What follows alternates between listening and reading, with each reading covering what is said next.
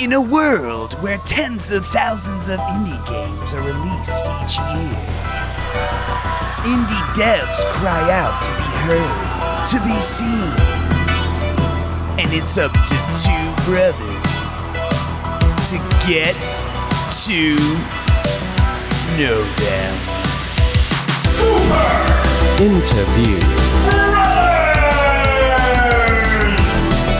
Hello world, my name is Mack and I love indie games. I'm the Megabuck. I really love indie games. And welcome to the Super Interview, brothers. The Game Treasure podcast side quest where two real-life brothers, myself and Buck, venture out into the world to find strange artificers and the creators of those knick-knack paddywhacks we call video games. Today, we have a special guest in the studio, the creator of Flask and member of Chop Chop Games. We have Dario in the studio with us. Dario, could you please say hello? Hello, everyone. And I make video games, curiously enough. Yeah. Doesn't like them, though. Makes them, So hates them. I love doing it. So. Dario, thank you so much for joining us, taking time out of your busy day. From what we understand, you're about to go party, so we'll make this quick so you can be released to go party with your video game making friends. And you guys can talk about the ones and the zeros of it all. But before we get into talking about Flask, your roguelike autobattler dungeon crawler game, we would prefer to begin by getting to know you, Dario. So our first question that we ask all of our guests is the same, and that is this. Dario, can you remember the very first time you saw a video game, and can you remember what video game that it was? Oh, that's a good question. I mean, it depends on how we define video games, I think. My very first video game, it's got to be one of those, like, demo disc kind of things that you had, like, on very early PC kind of thing. Like, where you had the like, PC demo discs. Yeah, Okay. and like super old, like, you know, I feel like I vaguely recall something like where you could have Mickey Mouse or something drawing, like, with a big pen, like, drawing pictures and stuff, and then you could play. That's like a video game, or maybe. I need the strategy guide for Mickey Mouse Paint House or whatever. Yeah, something like that. Yeah, or yeah, so, like those kinds of things. From that, maybe like when I got my first PlayStation, we didn't really have money to buy a lot of games, but I did have demos, and the demos had like 20 games or something where you could play like 30 minutes. I played the heck out of those. Those had some good stuff. Like yeah. We had someone say that theirs was. Do you remember that PlayStation 1 demo disc? It was just a video of a Tyrannosaurus Rex walking. Like it was just like a dinosaur, like just like move. You couldn't do anything with it. You just watched it walk around, and it was like, now that's a video game. Now we're talking. That's what went for video games back in the day. Yeah. Yeah.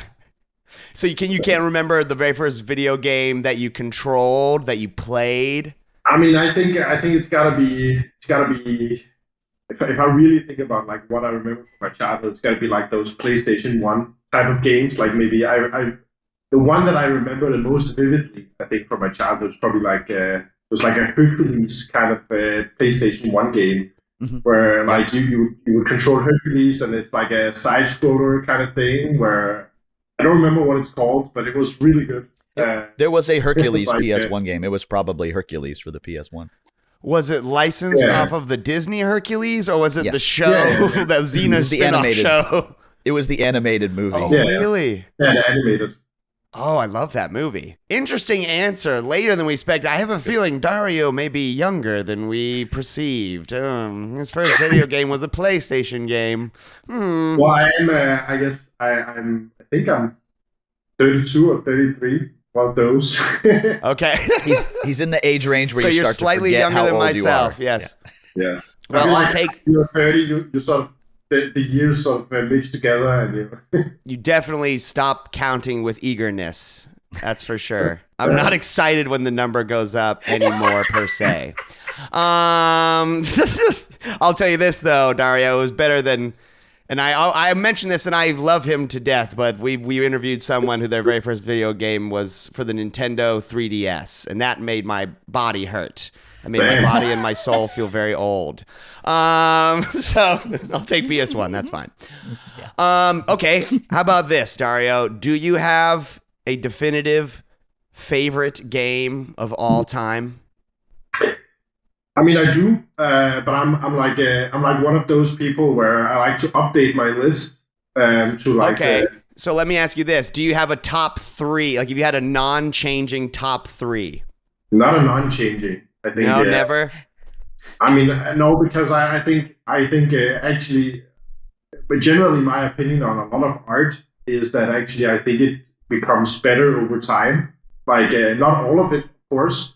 But I think there's like iterations on genres and stuff like that. So I think I actually enjoy a lot of newer stuff, even though I've been playing video games for a very long time, basically since they came out. But I think newer video games are very good. I think there's still lots to get in video games. It's not only the old stuff that's good. But I think right now, I would say still, and it's been for a couple of years, I think actually my favorite game is probably Nier Automata. That's gotta be my favorite one. And then I still think, even though it's a little bit old nowadays, I actually really, really love Final Fantasy IX.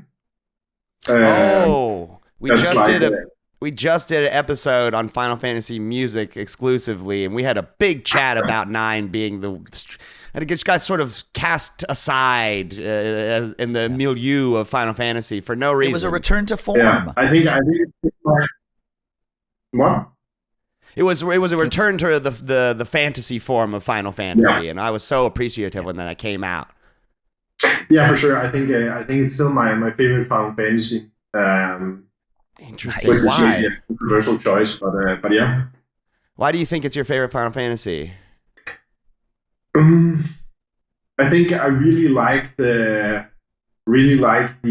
world, sort of that degree of like fantasy, right? It's got the old school fantasy, but it's got a little bit of technology mixed in with like the airships and like that sort of year of like the world, right? It's not super sci-fi stuff yet, but it's also not super like fantasy, like super Middle Ages. It's like somewhere in between. I feel like I really like that. It gives me sort of the best of both worlds. I think. I love it. That's a good answer. I also just love the characters. I think. Yeah. I think it takes the fantasy even one, adjacent step farther and has like people with tails and like weird, different raced creatures. You know what I mean? Because Final Fantasy, besides Sprinkle like the some Muggles, D&D in there. not a lot of like. Right. Yes. Yeah. A dude with a tail.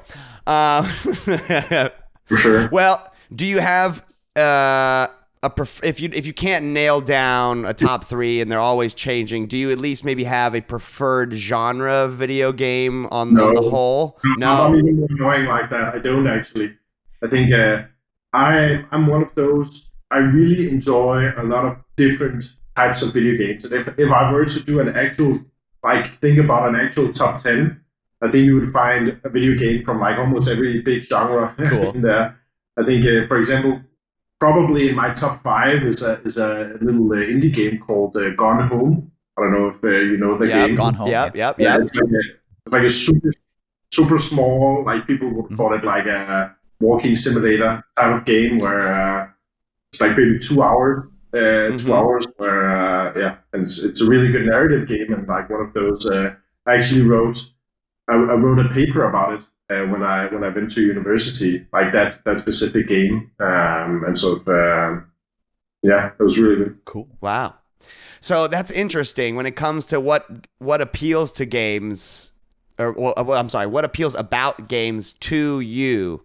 If your taste is ever changing, what makes a video game excellent? I guess I know that's sort of an abstract question, but what are you looking for in a video game then?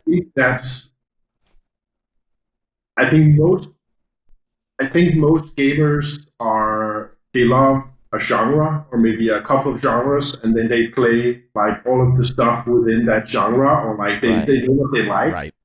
where I'm more like I really enjoy experiencing the best of every genre. Right, so if I know a video game is like this is what people think is the best from that genre, I want to try that. See like okay, what does this genre have to offer me? Like as a like what's that taste like? Yes. I think that's sort of my approach. That's why I really like very rarely will I think. Very rarely in like a top 10 will I have two games that are very similar in like fourth and fifth position, right? Then I'll just say, oh, this is my favorite one of those, and then I'll place that, and then I'll want to experience something in a completely different way, right? Right. Interesting. Have you played? Oh God, what's the French Japanese RPG that you love so much, Buck? Expedition 33. Yeah. I mean, that's definitely up there. I think that's probably in my top 10. I think that's the best, most recent game I've played. I'll put it like that. Like that's the newest, good way to put it. Best newest game that I've played. Right. I love that you just take the nostalgia and just throw it away. You say, no, it doesn't count. I don't care if I have a soft spot for it because I played it when I was a child. I feel like I think people overrate a lot of nostalgic games quite a bit because. And I do that as well. Like I'm guilty as well, right? I remember some games very fondly, like that I played as a child, and I'll go back and play them, and it's just not that good now. They don't hold up. No. But I am still excited. I'm really excited about the announcement of the Ocarina of Time remake that just got announced, and that's super excited. That's one of my favorite games from my childhood, so I'm definitely gonna play that and then see if it still is as good. Nintendo printing money again. Whenever I make a top 10 list of video games and I'm thinking about it, I always feel bad when Baldur's Gate 3 is not on there. Yeah, I mean, because I'm just like, I'm lying to myself if it's not, you know what I mean? But I'll have like Final Fantasy 6 on there. And I'm like, okay, well, if I'm being really honest with myself, I guess, you know, Baldur's Gate 3 is better than Final Fantasy 6 in a lot of ways. I mean, that's what I feel like, right? And I feel like often, and I also get baited, right? And I'm like, I'm doing my top 10. Like, should I put the GOAT Final Fantasy 7 on the list? And like everybody knows what I'm talking about. It's so good, but is it really that good still? I mean, yes, the story is good and like the context and everything, but like, does it really? If I were to play, if I were to play today, like I had never played it before. If I were to play the old Final Fantasy 7 from the PS1, and I were to play Expedition 33, I'm pretty sure I would prefer Expedition 33. Right. If I play today, right? That's fair. A man of logic. I like it. So let me ask you this. I know you're, I'm for real. You know what I mean? It's that and like Elden Ring, where I'm just like, this should be in there, but I just really love Final Fantasy IV. Yeah. I think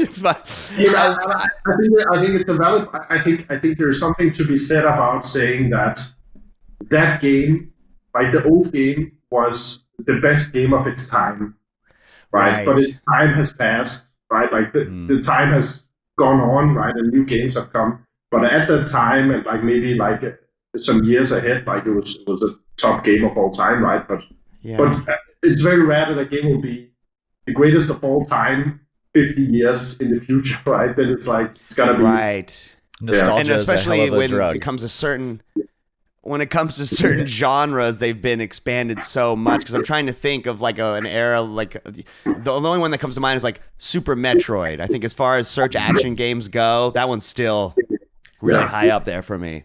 Yeah, for sure. But besides doing a bunch of work, which I'm assuming you've been doing, working on Flask and whatnot, I know you're partying because you've been working so hard. Well, have you gotten any time to play any snack-sized games? Have you been playing anything at all? I mean, no. We get that a lot. Yeah, it's fair. No, I think I not as much as I would have liked to. Honestly, I've got a pretty extensive backlog of games that I really want to play and don't have the time, and also I have a kid and a wife that also needs some attention sometimes. So honestly, 90% of the time, I'm either working on Flask or I'm playing Flask playtest, and yeah. So that's the honest truth. But I do. I mean, most recently, the new James Bond game, 007 First Light, released, and I know people who work on that game because it's a Danish game, right? People are ecstatic about it, and it's supposedly really good, and I think it's going to be right up my alley. But I haven't had a weekend of time to sit down and play it yet. But yeah, Right. Dang, is that on the top of your? What else is in your backlog list that you got to play as soon as Flask is done? actually, I have an actual list on my computer. Yeah. Actually, I don't know offhand. Actually, what is at the top of my list? Working too hard. So let me ask you some questions then about Chop Chop. First of all, why that name? What does Chop Chop Games mean? I think we came up with the name like 7 or 8 years ago, and the logic was basically we really like short names that are easy to say, and we were like 1 or 2 words that we can put together that sound very similar. And I think one of the variations was like hard hat, so like hard hat games. That was also a good one. That's good alliteration. Yep. Yeah, but then I don't know how we ended up with it, but like chop chop was just funny. And it like can mean many things, right? You can chop a piece of wood, or like chop is like, oh, get to work kind of thing. Right, I was about to say, normally I associate it with like hurry up or whatever. Yeah, exactly, yeah. So, I mean, there's no other logic to that. It sounds nice, it sounds funny, and it's easy to say and easy to remember. Like when you type it on a website, you can type chop, and we come up. It's so funny. 99.9% of the developers, it's always just some funny thing that they thought of. It's very rarely like something sentimental. It's always like, well, we thought what's something really funny.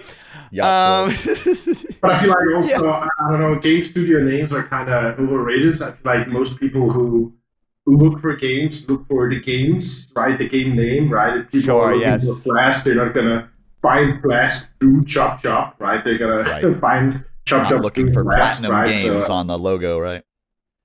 Right. Yeah. All the good names are taken anyhow. Atlas, incredible name for a developing studio. They're all gone. Now you just got to do whatever. Yeah.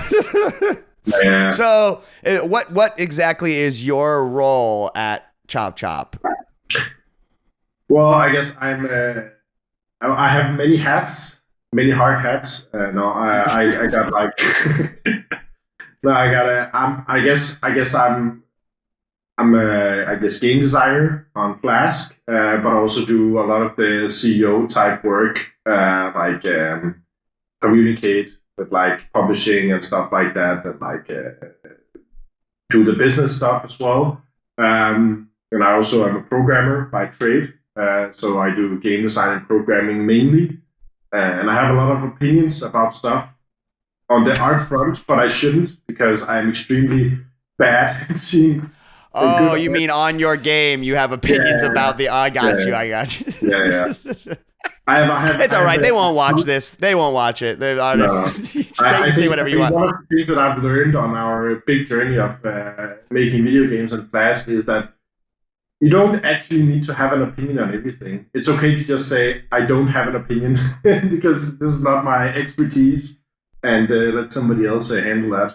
I feel like that's a good director right there, or at least that's one that people want to work with over and over again. From my little experience in film and TV, is like when someone's like an auteur, your ideas better be really fucking good, because otherwise you're just really slowing shit down. So how long have you been a game designer? What does that journey look like for you? Like, did you go to school to be a game designer, or are you one of those crazy guys that taught themselves how to code and stuff? No, I went to school for coding. I have a master's degree in like IT, software development, and a little bit of design, sort of a combinational kind of degree. So that's my formal background, I guess. And then when I was finishing my studies and my education, I saw all of my other people that were studying with me. Everybody was like, oh, I'm going to go work for this software company. I'm gonna go work for this bank. I'm gonna go work for I don't know whatever the fuck. And I was like, that sounds really boring. I'm gonna go make video games. Damn. What year was that? That's like 2018, I think. 2018, 2017, something like that. Okay, So about 8 not years forever ago, but Yeah. decently time ago. What were you doing before then? Just developing software and stuff? I was just a student, and then I was actually, I guess, very active in the esports scene. I was one of the, I was really good at League of Legends, I guess, back in the day. You sicko, you. You're a real freakazoid, aren't you? No, sorry. That's a tough one. That's if you were gonna be like, wow, that's an environment that I couldn't exist in. Right. Very good. Community's not toxic. Yeah, but I was, I guess that was kind of my job while studying. Actually, it was like playing League of Legends and earning money that way. And then I also, after League of Legends, I played Hearthstone quite a bit as well, professionally. Also made some money from that. And sort of I guess the genesis of that was that that was what triggered my interest in video games in general. And I sort of wanted to take my experience from like these types of games and sort of make my own games with sort of that kind of experience. So you've always played video games, but you didn't really consider making them until you already figured out all the coding stuff, and then you're like, you know what? Yeah. Fuck it. I'm going to make video games. Nice leap. Yeah. Turns out it's really hard 8 years later. Yeah, right. Is Flask the first game that you have worked on, or no? What was the first game that you worked on? Yeah, I mean, we did a little bit of. We did our very first game called Mine Ralph. It's like a 2D physics platformer. Extremely good game. Nobody has heard about it or played it, but you should pick it up. It's very cheap. It's very fun. Like you play a little pink rock, and then it's like a 2D side scroller kind of thing, and it's actually a really good game. I think we just but back when we released it, we had absolutely no experience with anything, and we didn't spend anything on marketing. And we launched the game with I think like 50 wish lists, and we were like, once we launch the game, surely players will buy it. That didn't happen at all. But I still think it's a really good game, and it holds up if you have like if you play it with a controller or something. It's like a cute little game. You can play it for a couple of hours. But other than that, we've done other small projects, like mostly co-productions with like other studios, where we have done like some coding and some game design and stuff like that. And Flask is sort of the first big production that we're doing by ourselves. That's yeah. Yeah, because this one is published by Ghost Ship Publishing. Yes, so exactly. Okay, so is this the first time you've gotten some good money to help you do this stuff? Yes. Okay. So far we have just, I guess the model has been that we have worked with other companies and made some money, and then we have reinvested that money into making our own stuff. So this is the first time where we sort of get a publisher on very early on, so that we don't have to think about the money, and we can just produce the game and keep working on it, and don't have to think about sort of the budgets and stuff like that. So that's been really nice. So yeah. What do you prefer when it comes to the actual game? Because you said you're both a coder and a designer. Do you have a preference for either one of those roles? Do you like one more than the other, or? Game design for sure. I think coding is like a means to an end for me. I mean, okay. I don't really. It's a good way to. I mean, I'm a pretty good coder, I would say, and I think coding is important, and you need to be good at coding, like in terms of like optimization and stuff like that, and all that kind of jazz. But I think game design is why I love games, like game design and like playing games and directing, and that's why I love video games. If I loved coding, then I wouldn't be a coder in a video game. I would. Well, because some people, they like, it's almost like, I don't know, like if I were to compare the process of making a video game to building a wall, it's like some people like thinking about how they're going to build the wall. Some people are like actually physically laying all the bricks together. You know what I mean? And so it's to each their own or whatever. So if the game designing process is your favorite part of this whole thing, like what is it about that process that you think makes you happy, or at least, you know, makes you feel satisfied? I think it's the creative problem solving. I think it's like thinking about sort of abstract problems in weird ways. Like I'm the type of person who I will while I go through my day or like do other stuff, I'll think about the game and the game design in my head. And then when I actually sit down at the computer and start working, I had already thought about all the things that I want to do. And like I spend a lot of time sort of thinking and weighing the pros and cons, like how a player's gonna experience this, or like how does this balance with that thing and stuff like that. I really enjoy sort of all the moving parts and like trying to keep it all in line. I think it sort of keeps my brain going. Yeah. It's interesting to frame it as problem solving instead of, I don't know, because you're making a game, but it's all, the problem, I guess, is how do I make the game good? Yeah.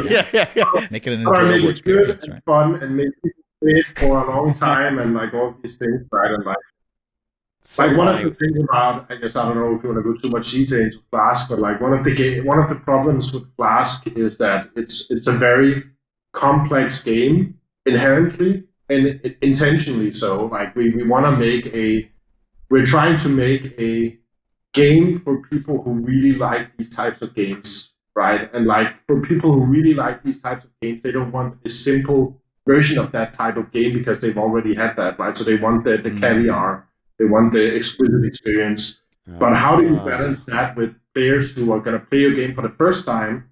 And like, how do you make those two things meet and like convince players that this is something that they should spend like hundreds of hours on without having experienced it first, right? Because if you haven't spent 100 hours on it, then you understand sort of the caviar and like the intricacies and all of that stuff. But how do you convince somebody to put 100 hours at hour one, right? That's the problem. That's the problem. Yeah. So that's a perfect segue. We'll talk briefly now about Flask. Unfortunately, we did not get the chance to jump into the play test, but from what I understand, it's a roguelike deck builder, autobattler situation. Can you give us the elevator pitch of what Flask is? Sure. I mean, I kind of did it actually. It's if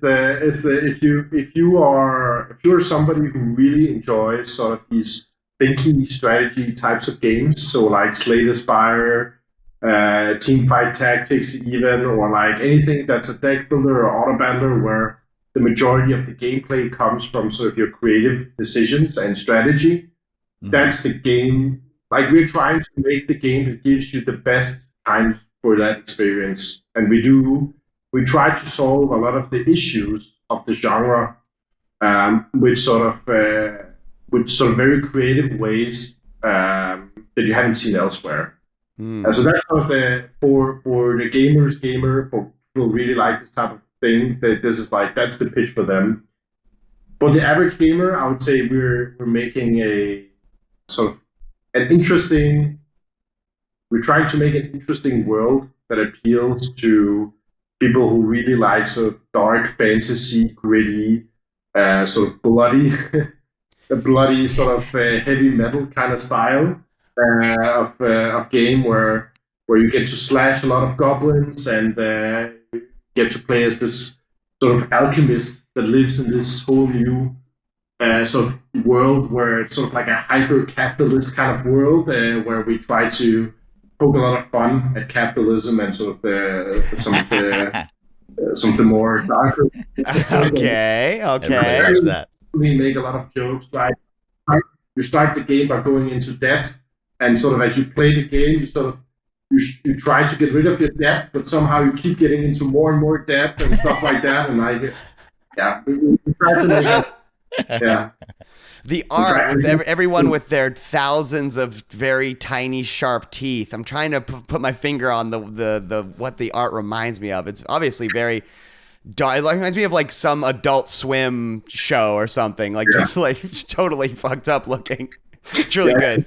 It's got like adult children's cartoon. kind of vibes. That's a good way to explain it. Adult children's cartoon. Yes. Yeah. It looks like you've got like a party of characters. Because I was trying to think. I don't know if I've played an auto battling deck builder before. No. So the combination sounds both like how would that work and cool.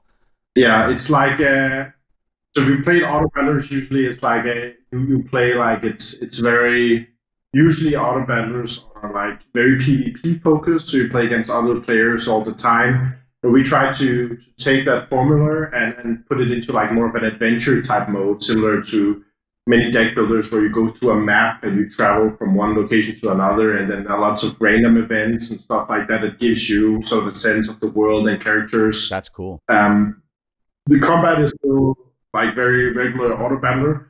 Because the cute thing that we are trying to do about it is that you have a party of characters, and I guess it sounds like a simple thing if you're not that familiar with the genre, but the kicker is that you only get to choose your first character that you bring along on your party. And then as you go through the game, you fight other alchemists, and then you get offered random new characters to add on your team. And what that does is that when you start a new run, at the start of the run, you can't decide, oh, I'm going to go for this exact build and this exact run, right? So every run is different.